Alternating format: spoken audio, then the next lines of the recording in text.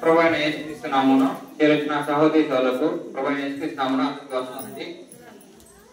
నూతన క్రిస్మస్ శుభాకాంక్షలు. మా యొక్క ఈ స్కిట్ ప్రారంభించడంగా మన దగ్గర ఉన్న పరిశుద్ధ గ్రంథంలో నుంచి ఒక 2 వాక్యాలను చదువుకొని ముందుకెళ్తాం. యెషయా గ్రంథము 10వ అధ్యాయము 2వ వచనము. చీకటిలో నడుచు జనులు గొప్ప వెలుగును చూచుచున్నారు. మరణ ఛాయ గల దేశ నివాసుల మీద వెలుగు ప్రకాశించును. మరొకసారి చూద్దామండి. చీకటిలో నడుచు జనులు గొప్ప వెలుగును చూచుచున్నారు. మరణ ఛాయ గల దేశ నివాసుల మీద వెలుగు ప్రకాశించును. మరొక వాక్య భాగము లూకా సువార్త 1వ అధ్యాయము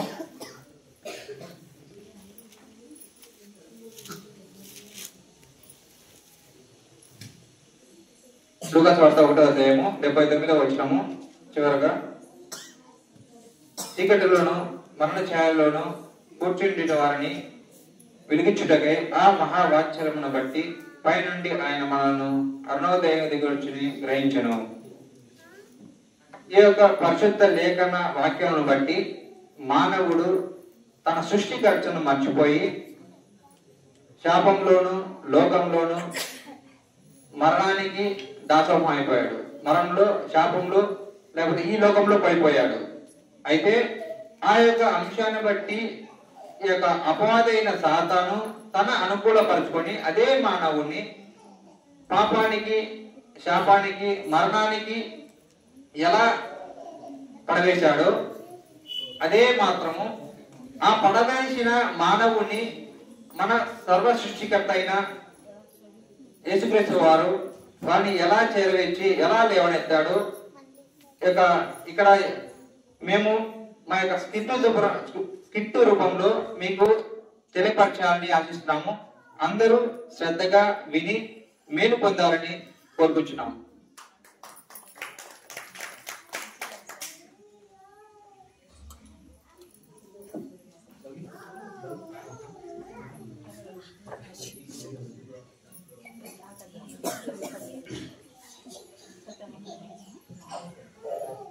నేను మానవుడను.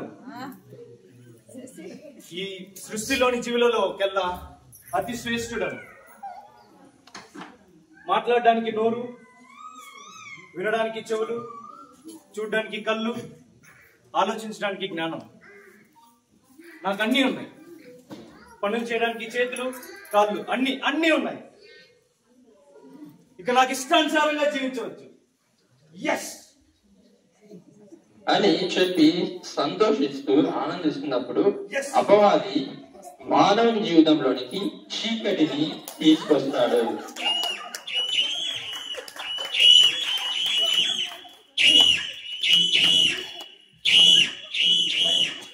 అయ్యో నాకేం కనిపించట్లేదు అంత చీకటి. నేనేం చేస్తున్నానో నాకు తెలియదు.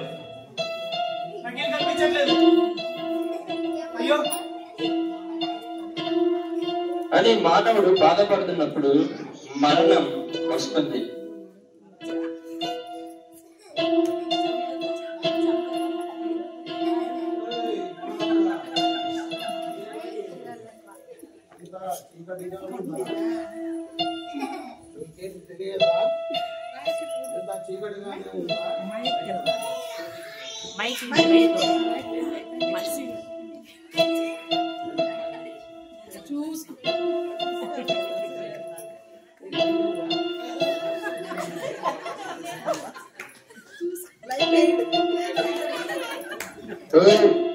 మానవుడా, ఏమైంది?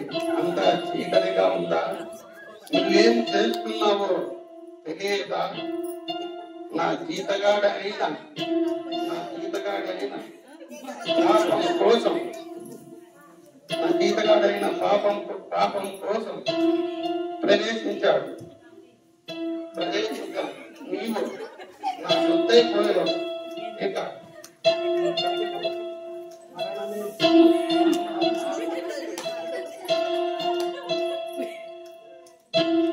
ఏంటి?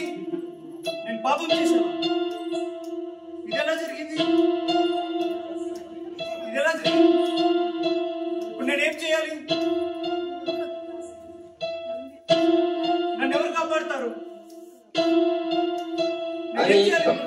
అని భయపడి బాధపడుతున్నప్పుడు శాపం వస్తుంది.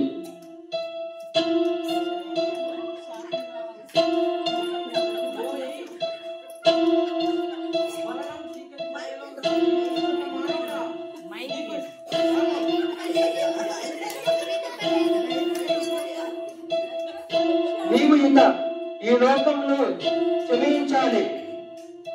నీకున్న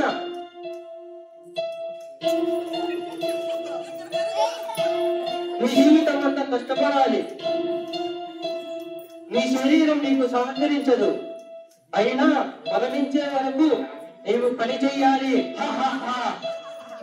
చివరికి మరణించిన తర్వాత నీ గతి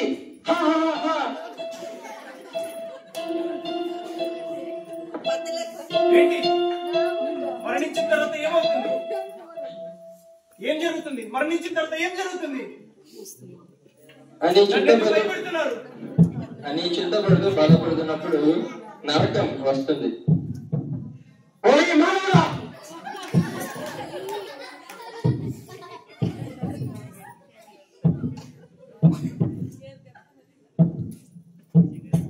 నీవు రావాలి.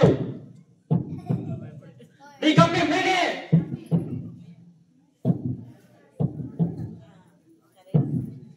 నీవు ఈ లోకంలో పాపంలో పడి ఉన్నప్పుడు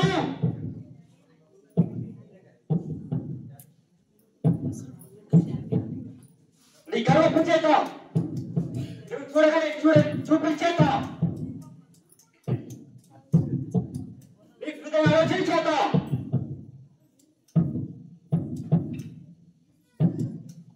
నీ శరీరం చేత పాపం చేసినప్పుడు నీ గమ్యం నేనే.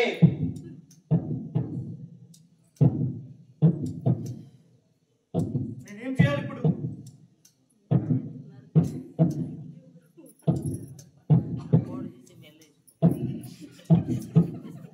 నువ్వు చేసిన పాపాన్ని బట్టి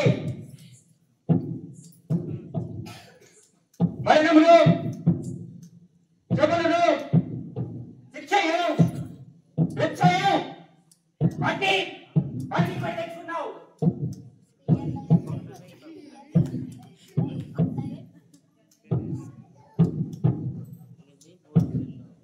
నువ్వు నా మార్గంలో నరకంలో ఆరని అగ్ని, కాబట్టి పురుగు దానిలో పడి నిరంతరము వేరే పరుచుందువు.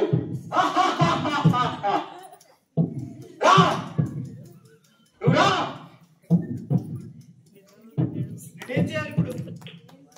నన్ను కాపాడేవారు లేరా? నన్ను రక్షించేవారు లేరా?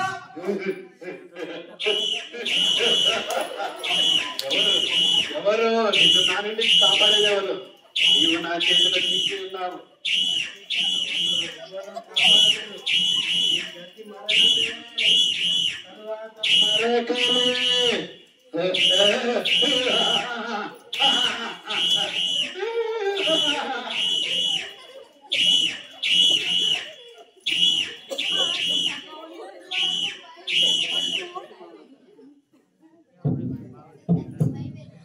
అయ్యో అయ్యో అయ్యో, నన్ను సృష్టించిన దేవుడా, నన్ను కాపాడు. నాకై ప్రాణం పెట్టినవాడా, నన్ను కాపాడు. నీ స్థితి నుండి నన్ను కాపాడు. దేవుడా, నన్ను కాపాడు. దేవా, నన్ను రక్షించు. నన్ను రక్షించు. దేవా, నన్ను కాపాడు. నన్ను రక్షించు.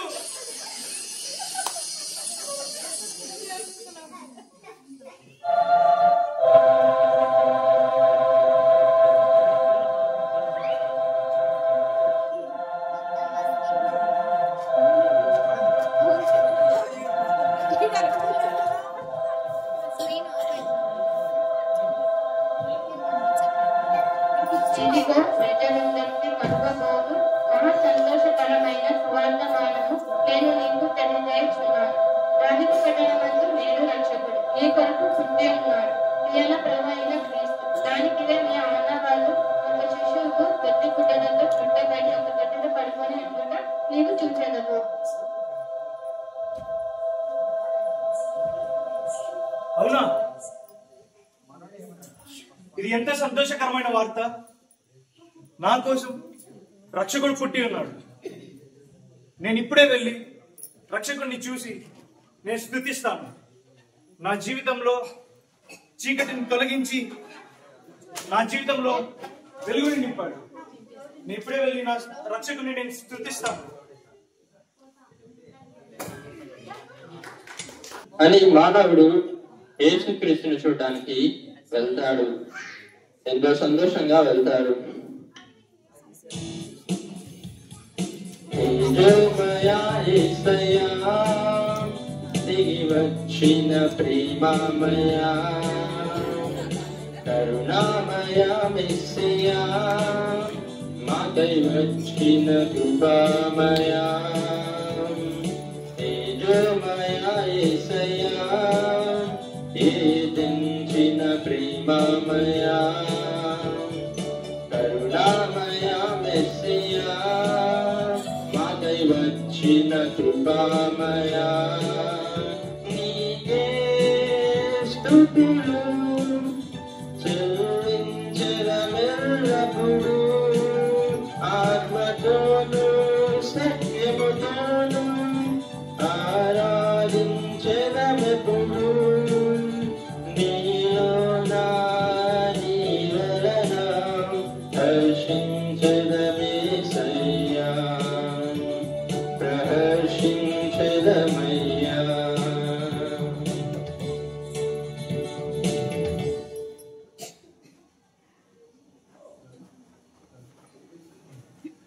తన ప్రజలను వారి పాపములను ఈయన రక్షిస్తాడు కనుక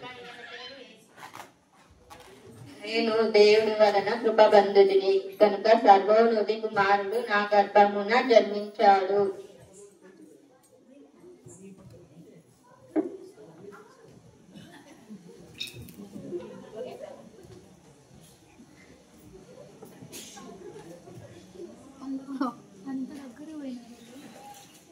ఆ చీకటిని బ్రతుకులో వెలుగు నింపే రక్షకుడు ఉదయించాడు. ఈయనకు స్తోత్రం, ఈయనకు స్తోత్రం. మా అంధకార బ్రతుకులలో అరుణోదయములు కలిగించినాడు.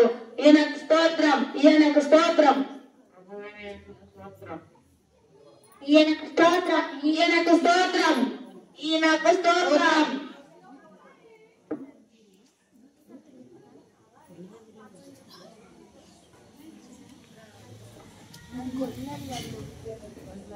గొల్లలు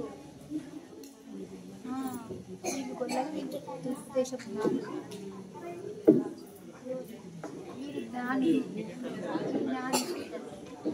దుర్దేశపు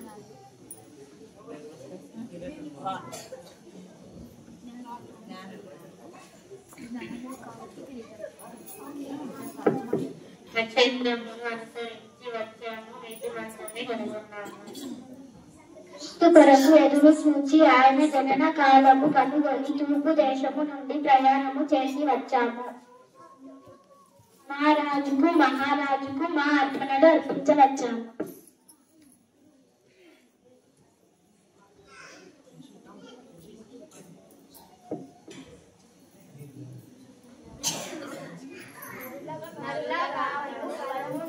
భూమికి వచ్చిన క్రీస్తు యేసుకు జయము జయము.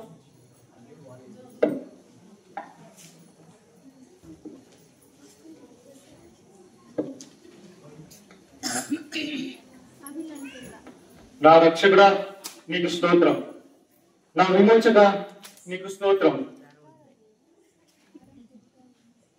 చీకటిలోను మరణ ఛాయలోను కూర్చుండిన వారికి వెలుగునించుటకే మహావాచలముని బట్టి పైనుండి దిగి వచ్చిన దేవుడా నీకు స్తోత్రం. నాకు సంతోషమును సమాధానమును దయచేసిన దేవుడా నీకు స్తోత్రం, స్తోత్రం, స్తోత్రం.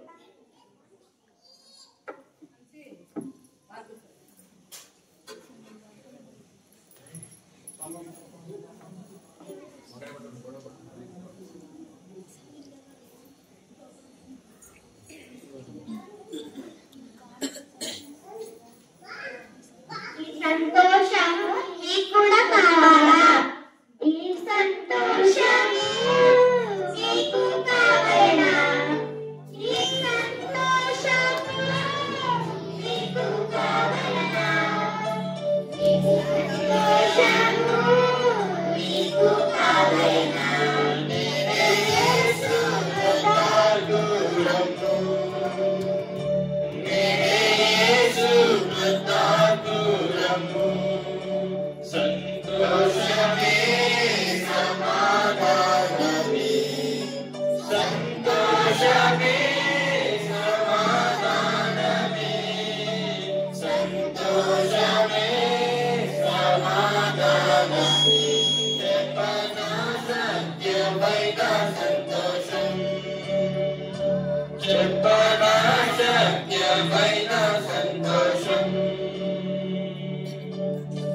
సర్వోన్నతమైన స్థలములలో దేవునికి మహిమయు ఆయనకి ఇష్టమైన మనుషులకు భూమి మీద సమాధానమును కలుగును గాక.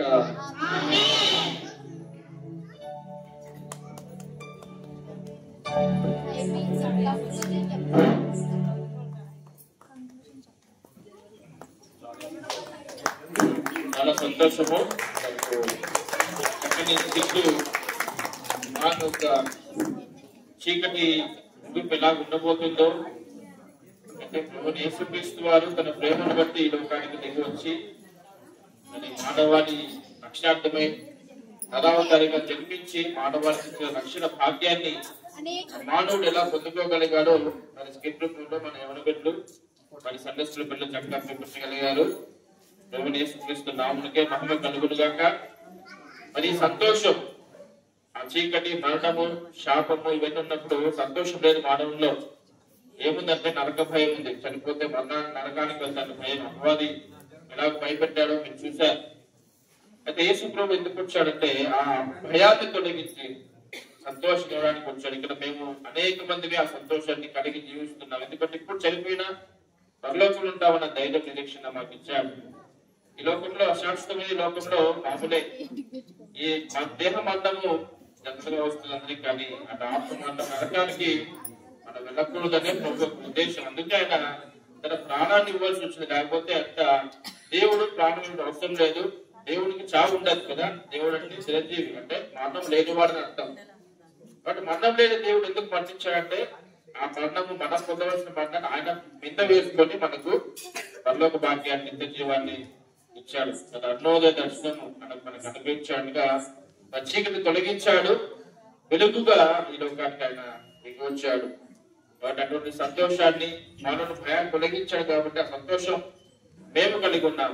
ఆ సంతోషం మీతో కావాలంటే నేనే యేసును స్వీకరిస్తే రక్షణ మీకు లభిస్తుందని మరి చక్కని స్కిట్ రూపంలో తెలియజేశారు. మరి స్కిట్ లో పార్టిసిపేట్ ప్రతి ఒక్కరికి కూడా ప్రభువుని యేసుక్రీస్తు నామములో వందనాలు తెలియజేస్తున్నాము. అలాగే సదరు అందరికీ కూడా వందనాలు తెలియజేస్తున్నాం.